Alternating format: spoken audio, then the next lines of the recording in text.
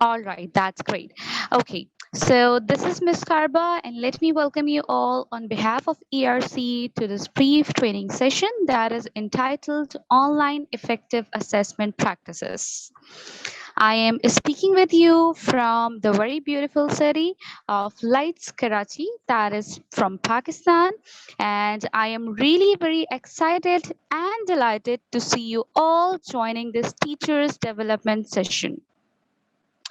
Before moving ahead, let me have a brief introduction to myself and to you people, and then we'll be moving towards the session.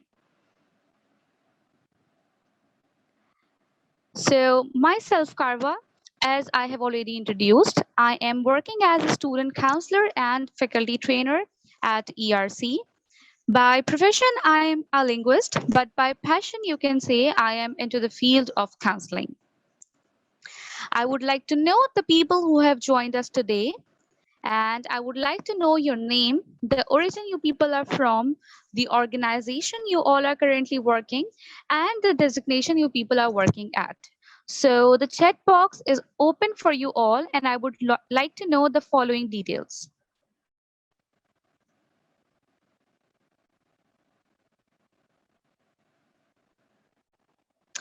Yes, please. So I would like to have a brief introduction to you all. Let me know your name, the origin, organization, and designation. Okay, so we have Mr. Rahmatullah Sheikh, we have Miss Astra Osama, right? We have Sayyida Zainab from Jafar School, science teacher, Pakistan. We have Miss Astra from Head Start organization. We have Bisma Tanveer from Karachi, individual tutor, and she teaches mathematics, right? We have Kateria, sorry, I'm so sorry for the bad pronunciation, from United Arab Emirates, right? Miss Asra is a home teacher, grade 3. Then we have Miss Anila Qasim. I guess Miss Anila has also joined us previously, right? Then we have Miss Sakina from Karachi. We have Miss Geeta Kumari from Habib Girls School. We have Miss Gulzaib from Karachi. Then we have Azmat Ali. Miss Anila is from Habib Girls. Miss Anila Kiran. We have Raza Khan from Karachi, grade 5 English teacher, the Metropolitan Academy. That's nice. Asmat Ali is from Peshawar. Asra has also joined us previously. That's great. Good to know, Miss Asra. Kartaria Babu Salam has mentioned that he is from Asian International Private School and a librarian. That's great. Ms. Zainab said that she is Applied Economics Research Center. Okay, she is working. She's an AMPhil student. That's great. Then Azmat Ali is working as a Turkish Education Foundation in Kabul. That's great. Good to know about it. Right. So it's wonderful knowing you all. And I hope so that the session will be fruitful for you all, as you all are from the field of education. So let's head towards our session. So today we'll be discussing the types of assessment. We'll be having a look upon the effective assessment practices. We'll be differentiating physical and online assessment. Apart from that, we'll be talking about the online assessment tips and some of the tools for online assessments. So as you all have gone through this era of COVID, so you all must have explored a lot of options, but is still you all know that there is always a room of improvement in ourselves, and we should always look for it. So the purpose of today's session is the same, that we will try to look upon the challenges and the solutions to adapt with the existing assessment practices. And we will try to sort out, we will try to find out the tools and the resources to help with transition from face to online assessment. As you all know that this is now a part of our life and we all need to deal with it. So it's better to deal with it effectively. It's better to deal with it happily. So moving forward towards the session, first of all, I would like to know what are the main types of assessment. So the chat box is open for you all, and I would like to know what are the main types of assessment. All right, so I have missed the introduction of one person, that is Rana Sheikh from SMS Aga Khan School, Karachi. Right. So I would like to know what are the types of assessment. Ms. Zainab has rightly mentioned that it is formative and summative. Right. Okay. Formal and informal. Okay. Any other response, please? Yeah, diagnostic as well. Placement is an example. Well, all right. Well, yes, that's great. Awesome. So let's talk about it now. Just to go over, let's have a look.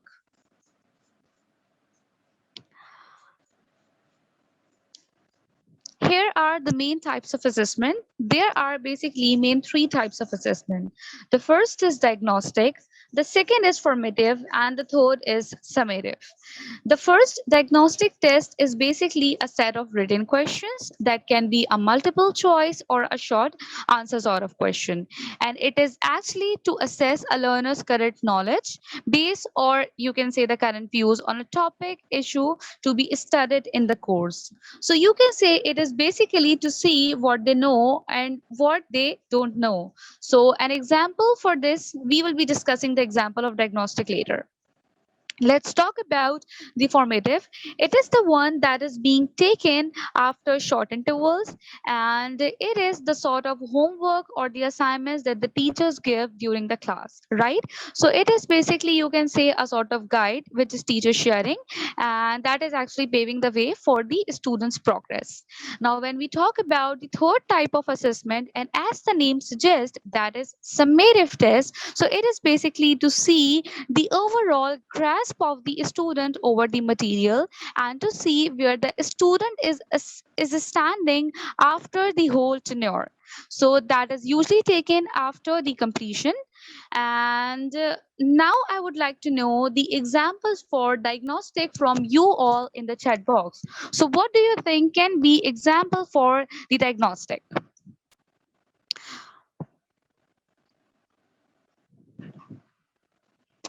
So can I have the example of diagnostic test, please?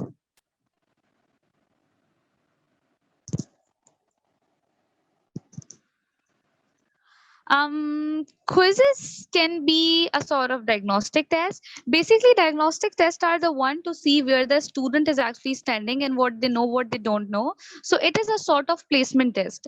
So it is basically that when there is a sort of intake, you can say the admissions that are being taken at the entrance level for any course, or you can say um, they are taken at the time of entrance at the university as well.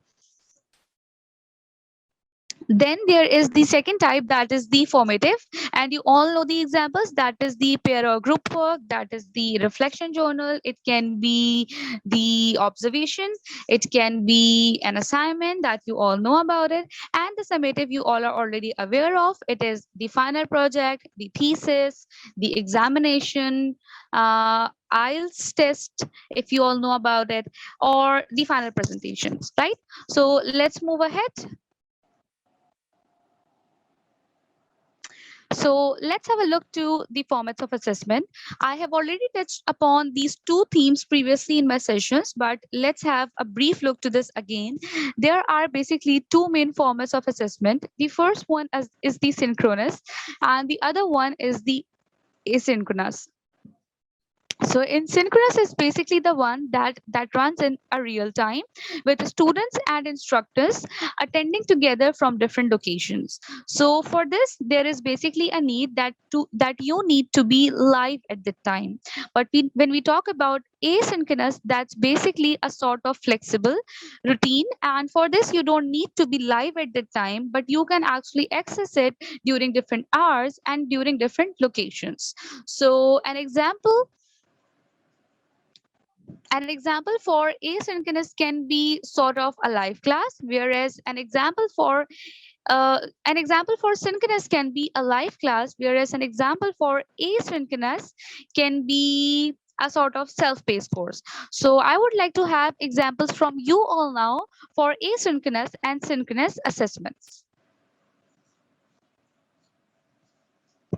The chat box is open, and I would like to have the example for synchronous and asynchronous assessment. Make sure I'm asking about assessment.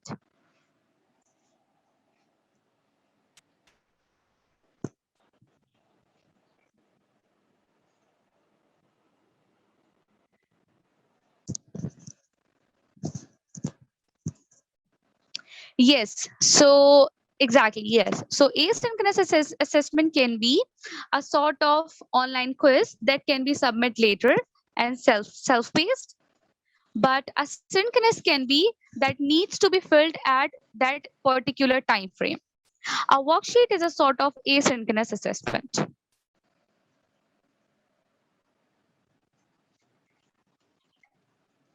True, right?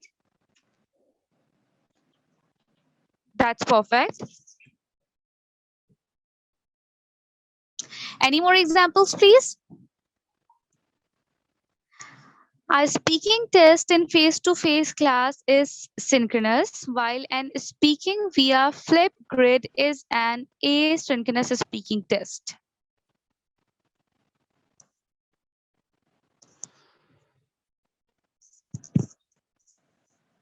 Let me go back to the same slide so that you all can be more clear about it. Okay, so here it is written, and we have the answer. It says that a speaking test in face-to-face class is synchronous. That's great. But while an speaking via Flipgrid, okay, that is flexible, is asynchronous. Perfect, right? Asynchronous can be a Google form. Okay, if asynchronous is a Google form, but that is flexible and you can attempt it at any time, that is perfect. But if the Google form that is being shared at that time during the class and that needs to fill if it needs to be filled at that particular time, that will be a sort of synchronous but not asynchronous. I hope so I have cleared the point. Right, that's perfect. Now let's move ahead towards the other themes. So, what are the characteristics for the effective online assessments? So, why I am discussing about it? The purpose of discussing these characteristics is that to provide you all with the guidelines so that whenever you people are working on making these or creating these online assessments, so you should all be clear and you should have the goals in front of you, and then that you prepare the content accordingly. So, first of all, the very first characteristic for the effective online assessment is that your assessment should be practical. When I am saying practical, it means that it is easy to give, it is easy to conduct, and it is easy to score in the short time period. So, you can say if it takes a lot of time of a student and you have not given enough time to the student, then it is not practical at all. If I have given the paper of 3 hours to be done in 2 hours, then this is not simply practical for the student. So always try to make sure that the paper is practical for the student. The second point here is that it should be valid. Now, when we talk about validity, it is that it should measure what is actually taught in the class. If I have taught nouns in the class, then I should ask about nouns in the paper. I should not ask about pronouns in the paper. I hope so. You all have seen that um, post on Facebook, which actually says that there is a picture of a sort of there is actually a picture of plow on the right hand side, which is being said that this is what the teachers share in the class, whereas there is actually a picture of biryani on the right hand side, and it is being said that this is what the teachers are asking in the exam. So you need to make sure that your exams are actually valid, your assessment is actually valid, and when you are sharing it, so you need to keep this thing in your mind. The third point is that it should be reliable. And when I'm saying it should be reliable, it means that it should be consistent. What do I mean by consistent? I mean that whenever the same test is given, the score must be somehow same. MCQs and match is a perfect example. How it can be, for suppose if I have taken a particular test today, that is for an MCQs you can say, and I am taking that particular test after 5 days, then the result of this test and the test that I'm going to take after 5 days must be somehow same.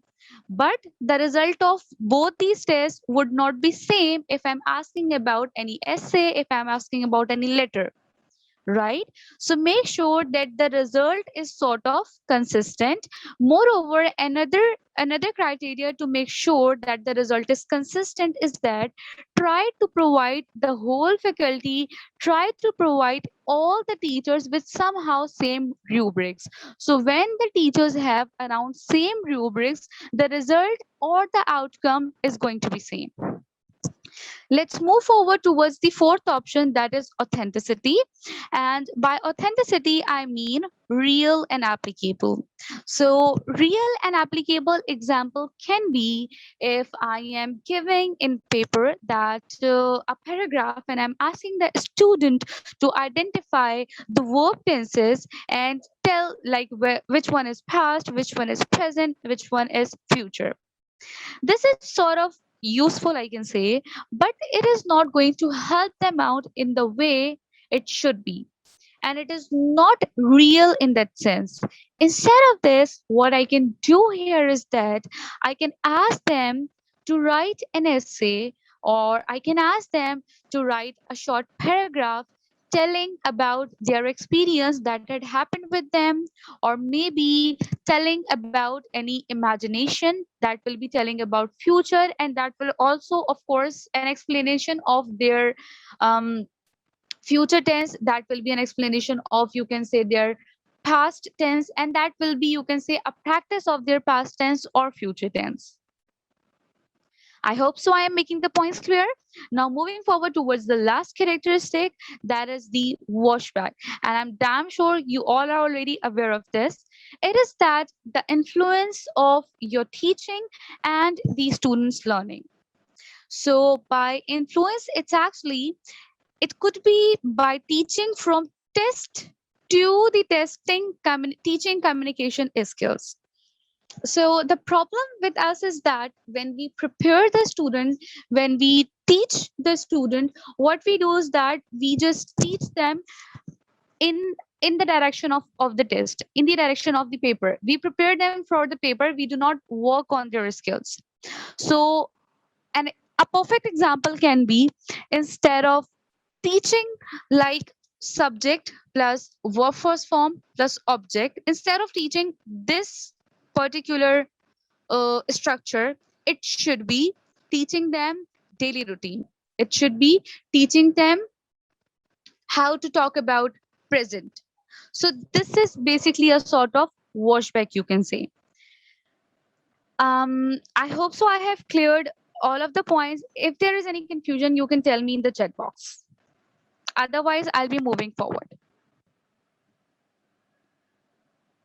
All right, that's great. Okay, someone is asking that whether they can record it. Yes, you are allowed to record it. By the way, the session is recorded and it will be uploaded in our on our YouTube as well. Okay, so now let's move forward towards the very interesting topic, and I'm sure you people must be very excited for it as well. And it is how cheating can be overcome in online assessment. And once again, the chat box is open for you all, and I would like to know what are the ideas that you people all have in your mind regarding how you can overcome cheating in online exams.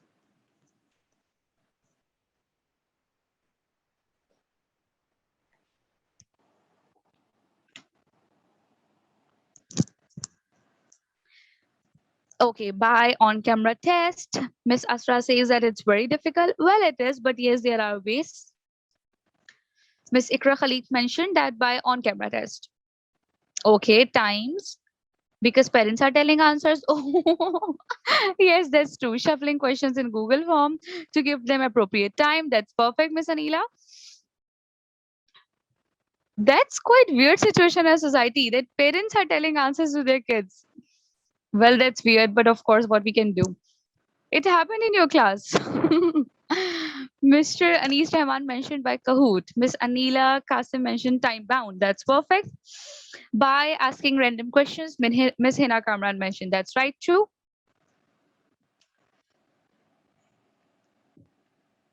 All right. Now let me share. I have basically collected all those steps and I have mentioned them in a slide so that whenever you are preparing, whenever you are conducting a test, you can keep all these things in your mind.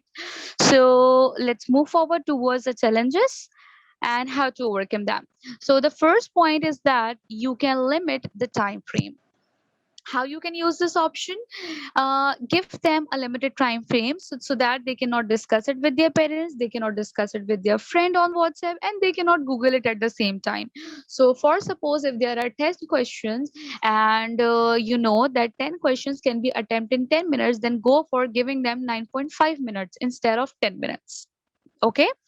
The second option is that go for parallel forms with randomized items. Now, by parallel forms with randomized items is the same, is that shuffling the questions. So you can say that the question one in paper A can be the question three in paper B, and the option A of question one in paper A can be the option C in question three of paper B. I know it's quite difficult to adjust, but I hope so I'm making sense. So this sort of parallel form with randomized items can be easily used, and there are a lot of options available on Google. You can search it out. Google Forms is one option, but there are a lot of tools available and you can go for it. The third one is that go for high order thinking.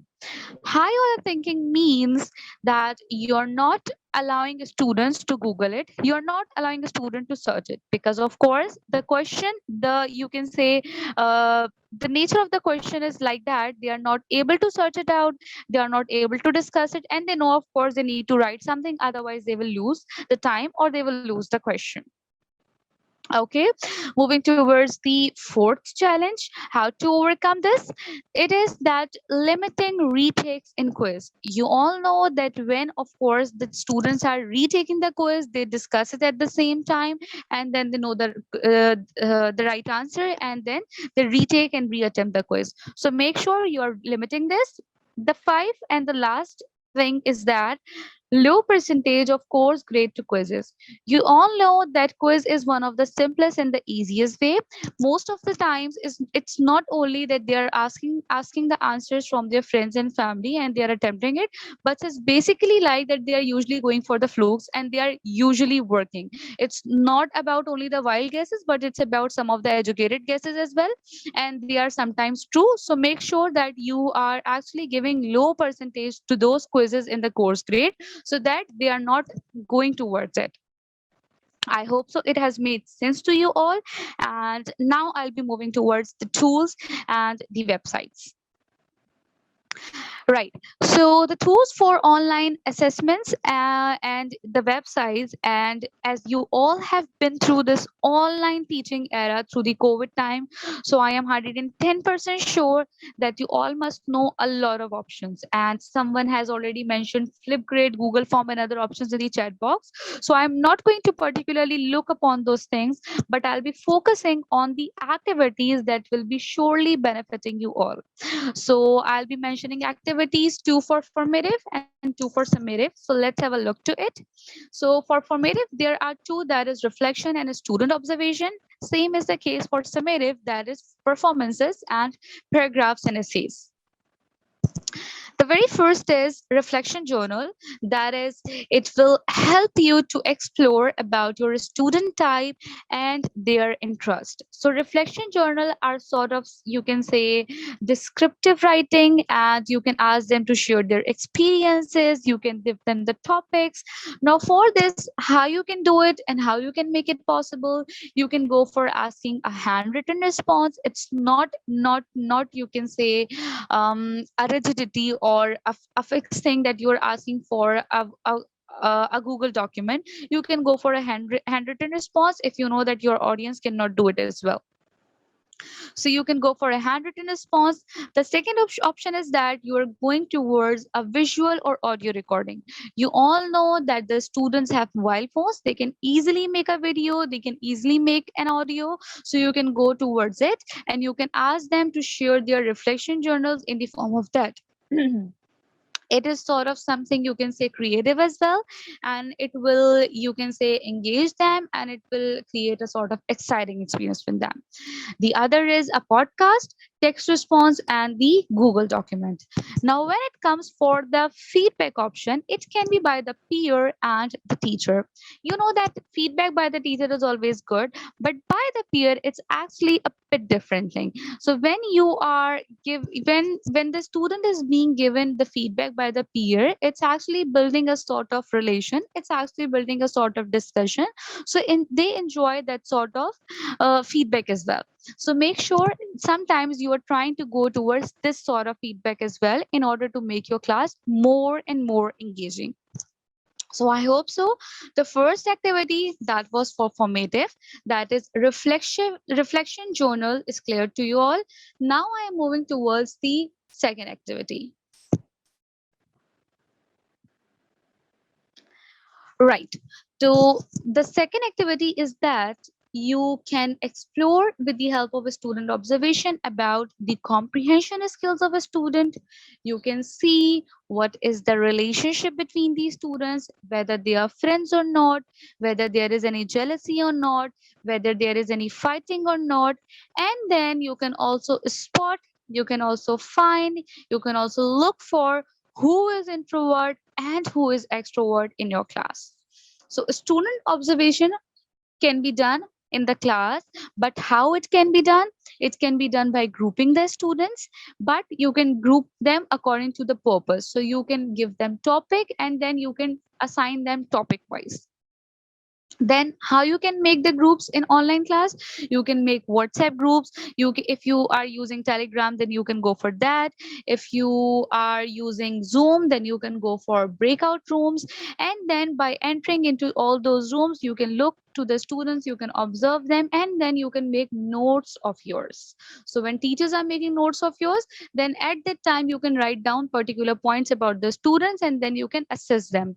Make sure this is the type of formative assessment. This is not summative assessment. Reflection journals, that is a side, that is the type of assessment, and student observation is the type of um, creative activity assessment, right?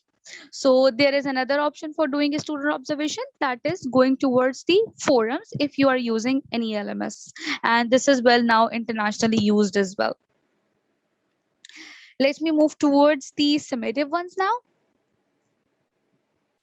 Okay, so for summative ones, as it is being done towards the end of the session, so for this, it will help you out in knowing the students' writing skills.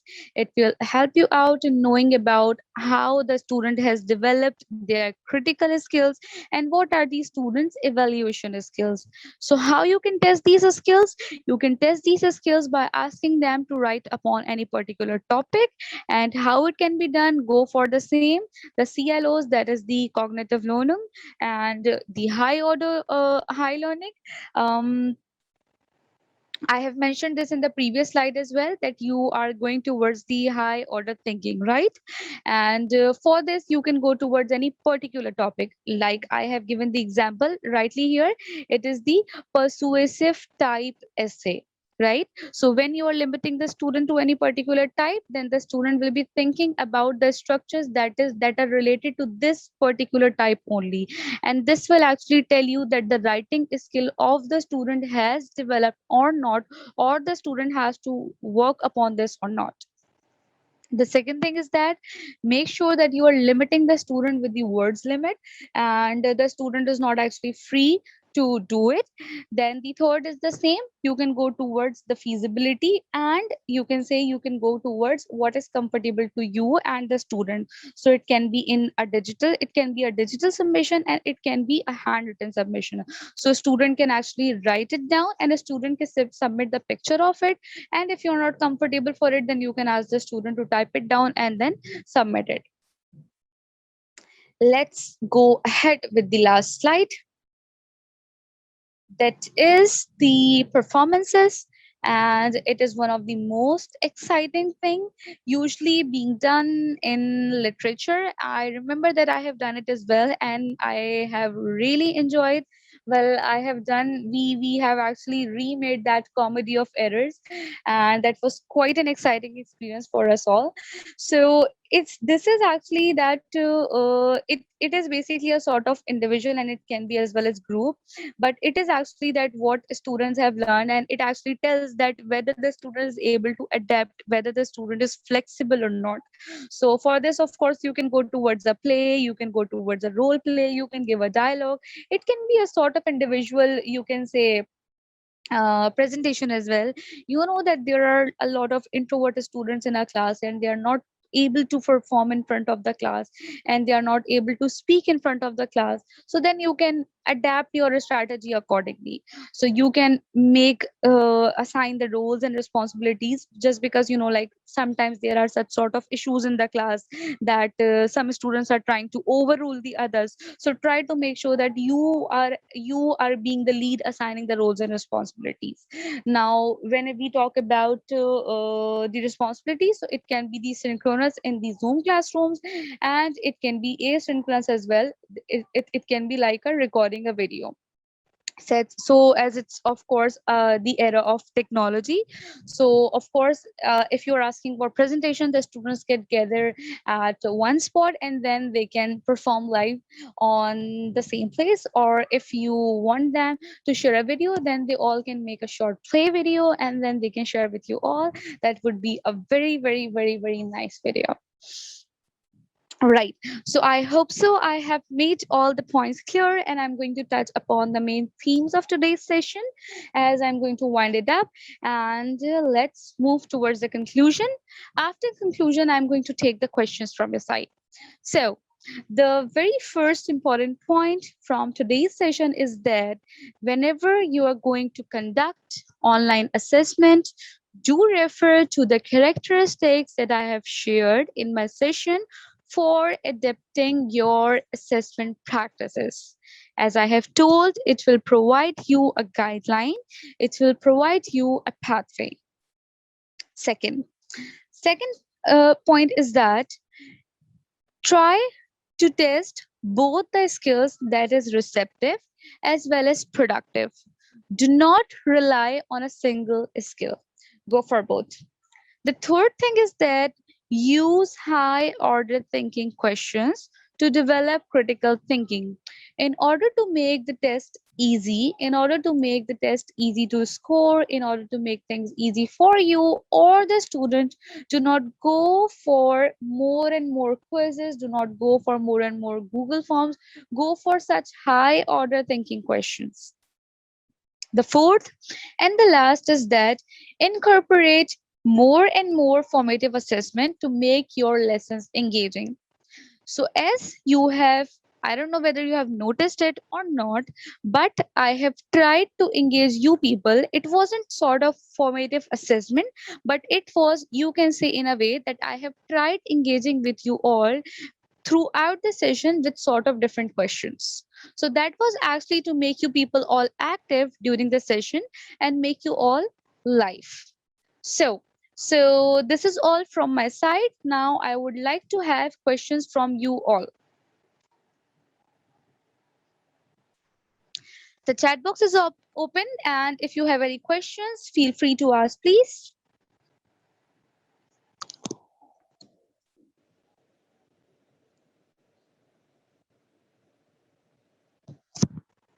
All right. So if there is any theme that you would like me to repeat, let me know, please.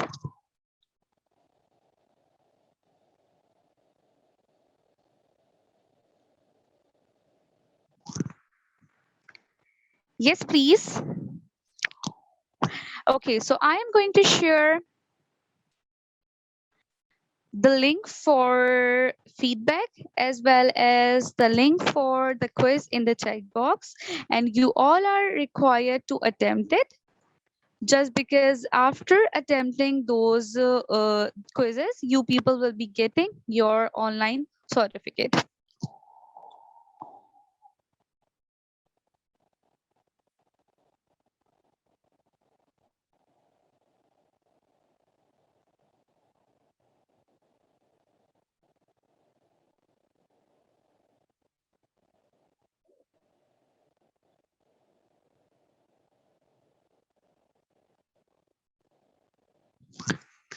So the links are shared with you all.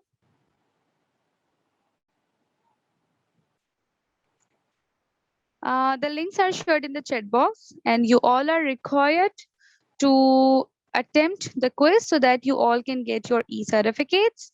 That was all from my side. Thank you all for being the part of the session. Thank you all for being very, very active audience. That's all from my side. Thank you, everyone. Allah Hafiz.